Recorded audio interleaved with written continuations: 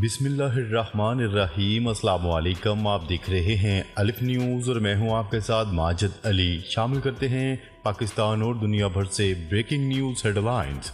Saudi वली अहद शहजादा मोहम्मद बिन सलमान का रवां माह पाकिस्तान आने का इम्कान।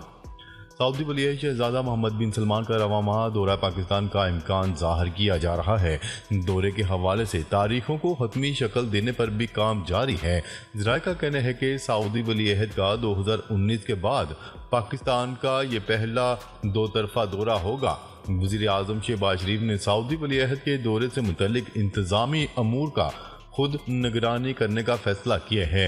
ज़राए का कहना है कि वज़ीर आज़म ने सऊदी मेहमान की आमद तक कहीं भी बैरून मुल्क न जाने का फैसला किया है। सऊदी वली अहद अपने वफ़द के हमरा पाकिस्तान तशरीफ़ लाएंगे।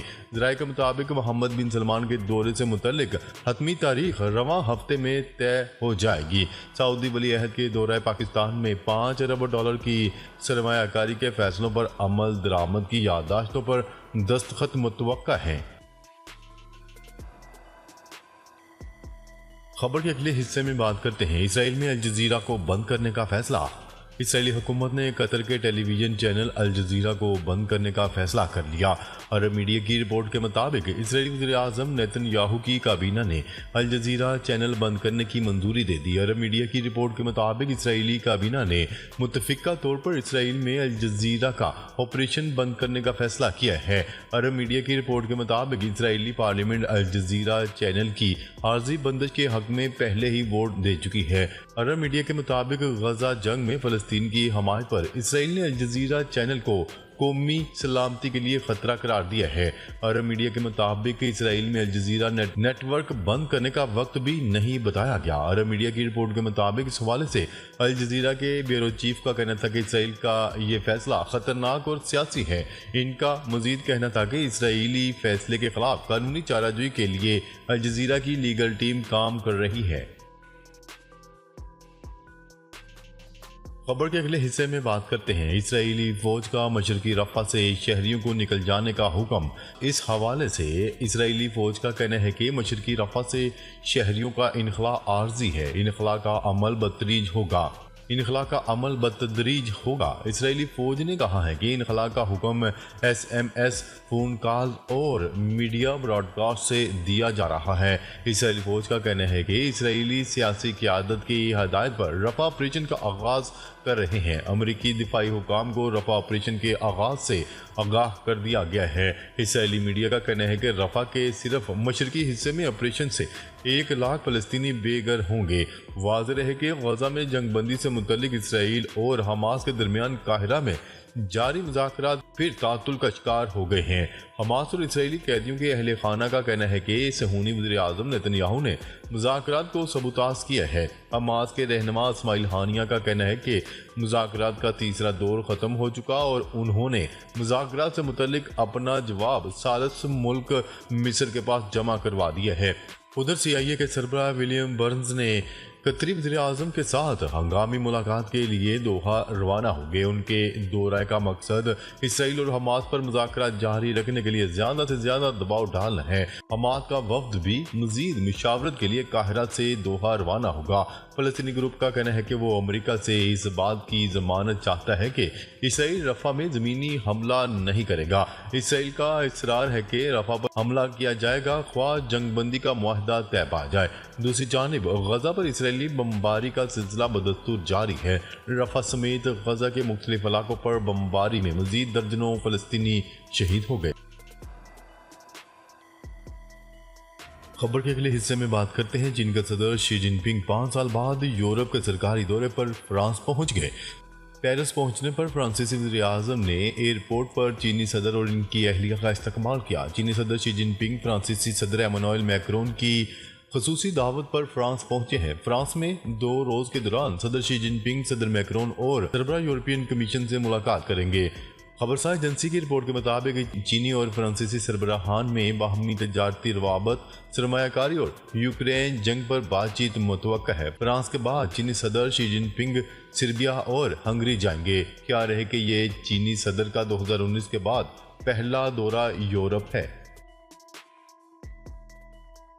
खबर के अगले हिस्से में बात करते हैं। अमरीकी न्यूज़ वेबसाइट ने दावा किया है कि अमेरिका ने इसराइल को भेजी जाने वाली हथियारों की खेप रोक दी है। अमरीकी न्यूज़ साइट ने 2 इसराइली ओहदेदारों के हवाले से खबर दी है कि अमेरिका ने अमरीकी हथियारों की खेप पिछले हफ्ते इसराइल जाने से रोकी।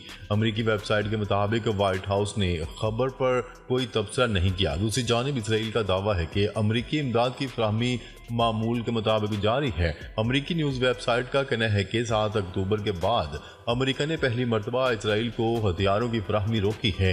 क्या रहे कि अमरीकी ऐवान नुमाइंदगान ने गुज़िश्ता माह इसराइल के हंगामी इमदाद का बिल मंजूर किया था, जिसके तहत इसराइल को 26 अरब डॉलर फराहम किए जाने थे।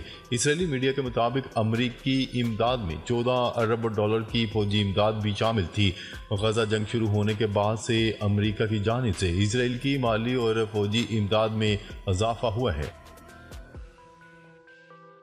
खबर के अगले हिस्से में बात करते हैं। गजा जंग तलबा के एहतजाज का दायरा आयरलैंड, बांग्लादेश, इराक समेत दुनिया भर में फैल गया। न्यूज़ रिपोर्ट के मुताबिक आयरलैंड की ट्रिनिटी कॉलेज, बांग्लादेश की ढाका यूनिवर्सिटी और इराक की जामिया बगदाद के तलबा भी गजा हामी एहतजाज का हिस्सा बन गए। कनाडा में भी टोरंटो यूनिवर्सिटी में फ़लस्तीन के हामी मुजाहिरीन का कैंप लगाकर एहतजाज जारी है और मिशिगन यूनिवर्सिटी में तलबा ने ग्रेजुएशन तकरीब को भी फ़लस्तीन के हक में मुजाहरों में तब्दील कर दिया। उधर अमरीकी यूनिवर्सिटियों में गजा में जारी इसराइली मुजालिम के खिलाफ होने वाले एहतजाज का सिलसिला बरतानिया की यूनिवर्सिटियों तक भी फैल चुका है। दूसरी जानिब अमेरिका में पुलिस की जानिब से तलबा मुजाहिरीन के खिलाफ क्रैकडाउन का सिलसिला भी जारी है। वर्जीनिया यूनिवर्सिटी में मुजाहिरीन के कैंप उखाड़ दिए गए, जबकि 25 अफराद को गिरफ्तार किया गया और शिकागो के आर्ट इंस्टीट्यूट के बाहर मुजाहरे से भी दर्जनों अफराद को गिरफ्तार किया गया। वाज़ेह है कि अमेरिका में 17 अप्रैल से जारी मुजाहरों में 2500 से ज़ायद तलबा गिरफ्तार किए जा चुके हैं। खबर के अगले हिस्से में बात करते हैं। हमास की इसराइली फोर्सेस पर रॉकेटों की बौछार, 3 फौजी हलाक, 11 जख्मी। टाइम्स ऑफ इसराइल की रिपोर्ट के मुताबिक हमास ने इसराइल के सरहदी इलाके क्यूम शालोम में तैनात फौजियों पर रफा से रॉकेट बरसा दिए, जिसके नतीजे में 3 इसराइली फौजी हलाक और 11 जख्मी हो गए। इस तरह गजा में इसराइली ऑपरेशन के दौरान हलाक फौजियों की तादाद 266 हो गई है। इसराइल डिफेंस फोर्सेस ने बताया है कि मजीद 11 फौजी जख्मी हुए हैं, जिनमें से 3 सिपाहियों की हालत तशवीशनाक है और हलाकतों में इजाफे का इम्कान है। IDF के मुताबिक इस हमले में जनूबी गजा के इलाके रफा से 10 से ज़ायद रॉकेट फायर किए गए थे। हमास ने अपने बयान में कहा है कि इसके केरम शेलोम के करीब सरहद पर इसराइली फौजियों के एक टोले पर मुख्तसर फासले तक मार करने वाले रॉकेटों का एक बरस चलाया। ज़्यादातर रॉकेट ऐसे इलाकों पर दागे गए जहां फौजी सरहदों पर जमा थे। खबर के अगले हिस्से में बात करते हैं। गजा में फौरी और गैर मशरूत जंगबंदी को यकीनी बनाया जाए, पाकिस्तान ने मुतालबा कर दिया। नायब वज़ीर-ए-आज़म और वज़ीर ख़ारजा मोहम्मद इसहाक़ डार ने गजा और मगरबी किनारे में फ़लस्तीनी अवाम के ख़िलाफ़ इसराइल के जारी वहशियाना फ़ौजी हमलों पर गहरी तशवीश का इजहार करते हुए इस अमर पर जोर दिया है कि फौरी व गैर मशरूत जंगबंदी और महसूर लोगों के लिए बिला रोक टोक इंसानी इमदाद को यकीनी बनाया जाए।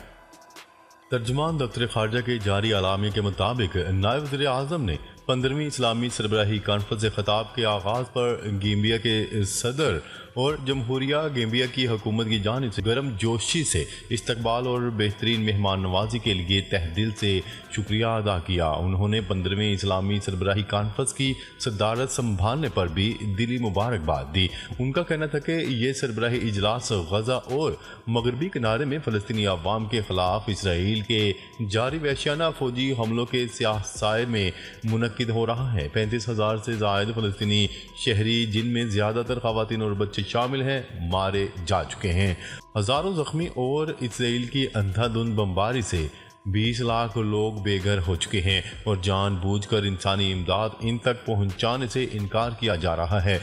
वज़ीर ख़ारजा का मज़ीद कहना था कि बैनुल-अक़वामी अदालत इंसाफ ने इसराइली मुजालिम को नस्ल कुशी करार दिया है। उन्होंने मज़ीद कहा है कि गुज़िश्ता साल नवंबर में रियाद में होने वाली मुश्तरका अरब इस्लामी सरबराही कॉन्फ्रेंस से दूरस्त फैसले किए थे और इस सरबराही इजलास में हमें फ़लस्तीन की आज़ादी के लिए अपने मकासद को अमली जामा पहनाने के लिए मुतहर्रिक होना चाहिए ताकि फौरी और गैर मशरूत जंगबंदी मैसूर लोगों के लिए बिला रोक टोक इंसानी इमदाद को यकीनी बनाया जाए, तनाज़ात के फैलाव को रोका जाए। नाजरीन, अब तक के लिए इतना ही। मज़ीद ख़बरें लेकर बहुत जल्द आपकी खिदमत में हाजिर होंगे। तब तक के लिए अपना ख्याल रखिएगा। अल्लाह ने के बाद।